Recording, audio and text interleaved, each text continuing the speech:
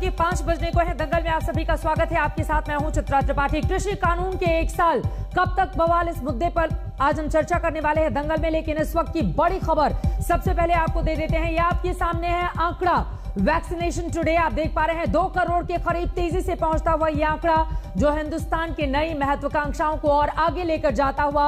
और यकीनन ये तस्वीर जो इस वक्त आप टीवी स्क्रीन पर देख रहे हैं, ये बहुत कुछ कहता है, क्योंकि एक तरफ प्रधानमंत्री नरेंद्र मोदी का आज जन्मदिन है, तो वहीं दूसरी तरफ आज वैक्सीनेशन में हिंदुस्तान नए रिकॉर्ड बनाने के लिए तैयार है। और ऐसा पहली बार होगा जब 2 करोड़ से ज्यादा के लक्ष्य को आज हासिल कर लिया जाएगा। वैसे तो रात 12 बजे तक 2.5 करोड़ का लक्ष्य रखा गया है और अब 2 करोड़ तक तेजी से पहुंचता हुआ यह आंकड़ा जो इस वक्त आपके सामने है, यह लाइव आंकड़ा है जो हम आपको दिखा रहे हैं।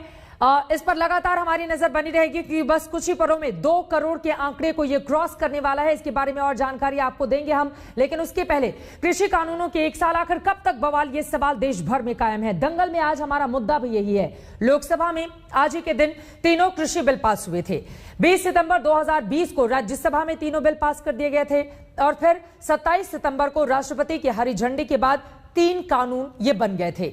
हालांकि अभी सुप्रीम कोर्ट ने तीनों कानूनों पर रोक लगा रखी है, लेकिन इसे लेकर पहले संयुक्त किसान मोर्चा के संग्राम और अब राजनीतिक दलों की खींचतान से घमासान मचा हुआ है। आज अकाली दल ने दिल्ली में कृषि कानूनों के खिलाफ अपनी ताकत दिखाई है। न सिर्फ बीजेपी को फिर से 2 सांसदों की पार्टी बन जाने का डर दिखाया गया, बल्कि अकाली दल के निशाने पर कांग्रेस और आम आदमी पार्टी भी आई है। उधर किसान नेता राकेश टिकैत ने कहा है कि 10 साल तक हम विरोध करते रहेंगे। इसलिए दंगल में आज पूछेंगे कि क्या किसानों के नाम पर यह आंदोलन यूं ही चलता रहेगा और क्या इसका 2022 के यूपी और पंजाब चुनाव में असर पड़ेगा। राकेश टिकैत इस वक्त हमारे साथ लाइव जुड़ चुके हैं, जिनके साथ सवालों के सिलसिले को हम आगे बढ़ाएंगे, क्योंकि लोकसभा के 1 साल इस बिल के पास हुए हो चुके हैं। लेकिन दंगल की बहस की शुरुआत करें उसके पहले रिपोर्ट देखिए।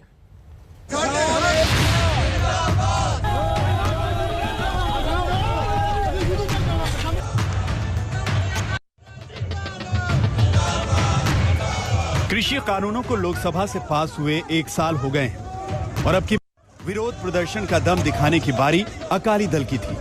दिल्ली के गुरुद्वारा रकाबगंज में मत्था टेकने के बाद अकाली दल अध्यक्ष सुखबीर बादल और पूर्व केंद्रीय मंत्री हरसिमरत कौर बादल ने संसद की ओर मार्च शुरू किया।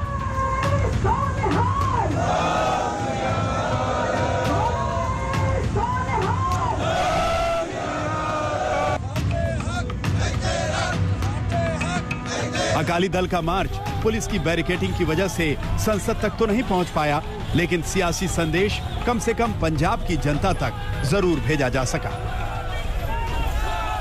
सुखबीर बादल, हरसिमरत कौर, एसएडी के सारे बड़े नेता जो हैं, हमारे पीछे जो मीडिया ट्रक के पीछे जो ट्रक है उसी पर वो सभी नेता सवार हैं।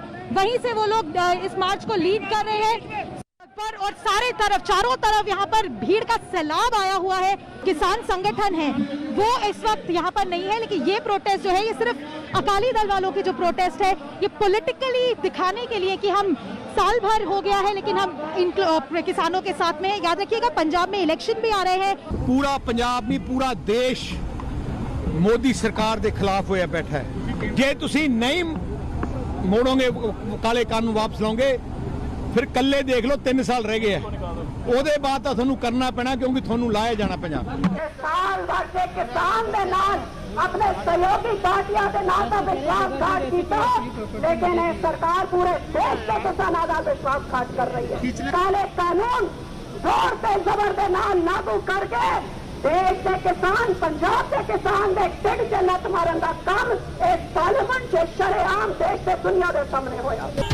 कृषि कानूनों के खिलाफ इस लड़ाई से किसानों का कितना भला होगा पता नहीं, लेकिन कम से कम 2022 के पंजाब और यूपी के चुनाव तक सियासत को इससे आनंद जरूर आ रहा है। केंद्र के 3 काले कानून, इनकी नींव बादलों ने रखी। इनके ब्लूप्रिंट से सेध लेके, दिशा निर्देश लेके सेंटर की मोदी सरकार ने ये तीनों काले कानून बनाए। इस बीच कृषि कानूनों के खिलाफ नवंबर 2020 से ही दिल्ली में डटे संयुक्त किसान मोर्चा ने अपनी ताकत फिर से दिखाने की अगली तारीख 27 सितंबर चुनी है। 27 सितंबर को भारत बंद बुलाया गया है। देखो, जब तक भारत सरकार काम नहीं करेगी, ये जब तक चलेगा, इसकी कोई लिमिट नहीं है।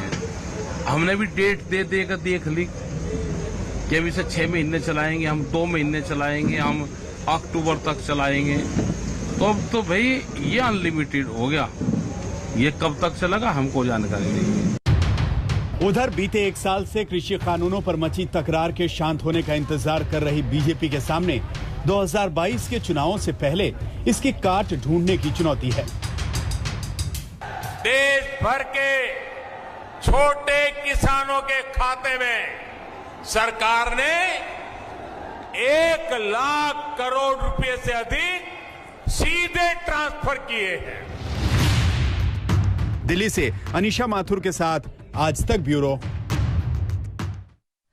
अब किसानों को लेकर यह घमासान कब तक चलेगा, अपने आप में यह बड़ा सवाल है। इस बीच एक बार फिर से बड़ी खबर आपको दे दें। एक तरफ प्रधानमंत्री नरेंद्र मोदी का जन्मदिन, वहीं दूसरी तरफ आज के इस खास मौके पर टारगेट रखा गया है रात 12 बजे तक 2.5 करोड़ वैक्सीनेशन का। और यह आंकड़ा आपके सामने है, आप देख पा रहे हैं किस तरह से 2 करोड़ के काफी नजदीक यह आंकड़ा पहुंच चुका है। आपको बता दें कि बाकायदा डिजिटल तरीके से कुछ ही पलों में 2 करोड़ वैक्सीन डोज लग जाएगा। जिस तरह से ये आंकड़ा आप देख रहे हैं वैक्सीनेशन का, और बाकायदा इसके लिए कोविन ऐप पर डिजिटली पूरी व्यवस्था भी की गई है।